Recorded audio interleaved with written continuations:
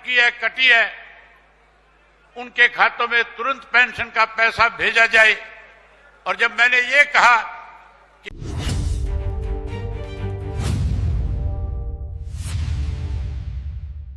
नमस्कार दोस्तों, TP news 11 में आपका स्वागत करते हैं। इस वक्त खड़ा हूं मैं नरवाना में, जो कि इनेलो पार्टी द्वारा शहीदी दिवस मनाया गया। जो ये कह रहे थे हमने किसी की पेंशन काटी नहीं, उनकी तरफ से एक चिट्ठी जारी की गई और जगह जगह डिप्टी कमिश्नर को यह हिदायत दी गई, डिपार्टमेंट के लोगों से कहा गया कि 13 तारीख तक हर व्यक्ति के खाते के अंदर जिस किसी की पेंशन रुकी है, कटी है, उनके खातों में तुरंत पेंशन का पैसा भेजा जाए। और जब मैंने ये कहा कि मुख्यमंत्री ने जो 200 रुपए बढ़ाने की बात कही थी, वो पैसा भी दिया जाए, तो सरकार को वो 200 रुपया भी फिर साथ के साथ डालने पे मजबूर होना पड़ा। आज साथियों, प्रदेश के हालात फिर उसी तरह के हैं।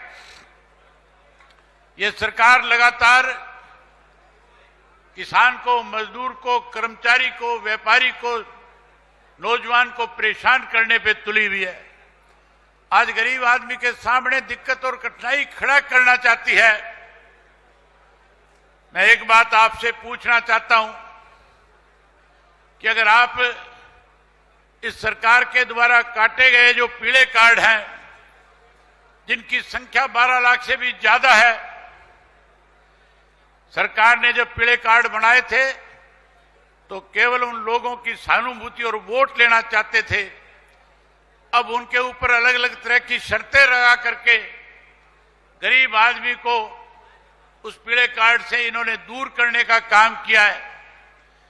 मैंने पिछले दिनों इस 23 तारीख की तैयारी के लिए जब 90 साथियों की जिम्मेवारी अलग अलग विधानसभा क्षेत्रों में लगाई, जब हमारे 23 पार्टी के बड़े नेता अलग अलग जिलों में जाकर के लोगों से मिले, निमंत्रण दिया, तब 2 बातें पूछने के लिए इनके साथ मैंने बातचीत करी थी।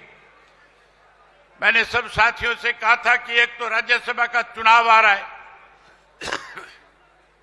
और दूसरा पीले कार्ड काटे जा रहे हैं, तीसरा हमने युवा सम्मेलन रखा है, जहां आप युवा सम्मेलन के लिए निमंत्रण दो, न्योता दो। वही आम जनता से, आम लोगों से ये पूछकर क्या हो कि जो पीले कार्ड काटे गए हैं, ये पीले कार्ड क्यों काटे गए, क्यों बनाए गए, इन सब बातों की जानकारी लो। और जिनके पीले कार्ड कटे उनसे पूछकर क्या हो कि जैसे बुजुर्गों की पेंशन के लिए इंडियन नेशनल लोकदल पार्टी ने एक बड़ी भूमिका निभा करके बुजुर्गों को जो सम्मान फिर से दिलवाने का काम किया है, चौधरी देवीलाल ने हमेशा कमेरे वर्ग के लोगों को, गरीब लोगों को जब कभी भी सरकार ने उनकी अनदेखी करी, उनके साथ जब तक न्याय नहीं हो जाता था तब तक उनकी लड़ाई लड़ने का काम किया करते थे। हमने भी चौधरी देवीलाल जी की नीतियों को आगे बढ़ाना है। हम नहीं चाहते कि हरियाणा प्रदेश के गरीब आदमी को सरकार में बैठे लोग सताने का काम करें, अपमानित करने का काम करें। इसके लिए हमें गरीब को हक दिलवाने के लिए चाहे कोई भी बड़ा फैसला लेना पड़े, कोई भी बड़ा आंदोलन चलाना पड़े, कोई बड़े से बड़ी लड़ाई लड़नी पड़े, अगर जिन लोगों के पीले कार्ड कटे हैं वो आपकी इस बात से सहमत हों, अगर आपसे वो ये कहे कि आप जो फैसला लोगे हम आपके साथ इस लड़ाई को लड़ने का काम करेंगे, तो मैं आपसे पूछना चाहता हूं कि जिन गरीब लोगों के पीले कार्ड काटे गए हैं, क्या इंडियन नेशनल लोकदल पार्टी के एक कार्यकर्ता को उनकी लड़ाई लड़नी चाहिए कि नहीं लड़नी चाहिए? आप बोल के बताओ, लड़ाई लड़नी चाहिए कि नहीं लड़नी चाहिए? जहां हमारे ऊपर कांग्रेस के लोगों की तरफ से छिट्टाकशी की जा रही थी, हमें बीजेपी की बी टीम बताने की कोशिश की जा रही थी, जबकि ये खेल हमेशा कांग्रेस पार्टी खेलती रही है। ये पहली दफा नहीं हुआ कि कांग्रेस के लोगों ने अपना वोट बीजेपी के पक्ष में डाल करके बीजेपी की मदद की है। किसके माध्यम से मदद करी? ये चीज भी सबके सामने आनी चाहिए। लेकिन साथियों, ये नई बात नहीं, 2016 के अंदर भी इसी तरह का खेल हुआ था।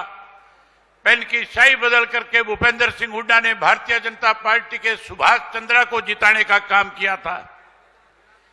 जहां वोट भाजपा को कांग्रेस ने दिए, टारगेट हमें किया गया।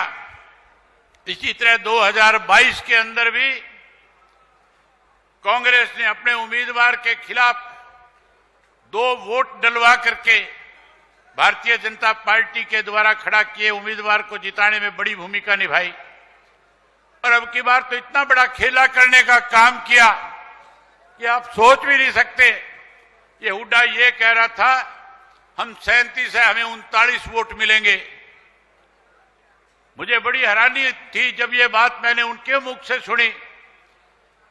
मैंने जब प्रेस कॉन्फ्रेंस करी, जब मैंने ये बताया फैसला कि हरियाणा की जनता का ये फैसला है कि अब की बार हम अपने दोनों विधायकों के वोटों की दूरी भाजपा और कांग्रेस दोनों से बना करके रखे। हमने आम जनता की जो आवाज थी उस आवाज पे मोहर लगाने का काम किया था। जनता की आवाज पे मोहर लगा करके हमने अपने दोनों विधायकों को इस चुनाव से दूर रखा। वहीं साथियों, मैंने प्रेस कॉन्फ्रेंस के माध्यम से बताया था और ये बात कही थी। प्रेस के लोगों ने मेरे से पूछा कि क्या अब की बार भी कोई खेल हो सकता है। वे प्रेस के साथी इस बात के गवाह हैं। आप लोगों ने भी मेरी वो प्रेस कॉन्फ्रेंस सुनी होगी जिसमें मैंने कहा था कि भूपेंद्र सिंह हुड्डा तो ये कह रहा है हमारे 39 वोट निकलेंगे, और मैं कह रहा था कि इसके 30 का आंकड़ा भी अगर पार कर गए तो भी मैं यह मान लूंगा कि भूपेंद्र सिंह हुड्डा का कहीं ना कहीं अपनी पार्टी के ऊपर पकड़ है। लेकिन साथियों, जिसकी नीयत में खोट होगा वो इस तरह की बात कह करके कहीं ना कहीं अपनी कमजोरी को छुपाने की कोशिश करेगा।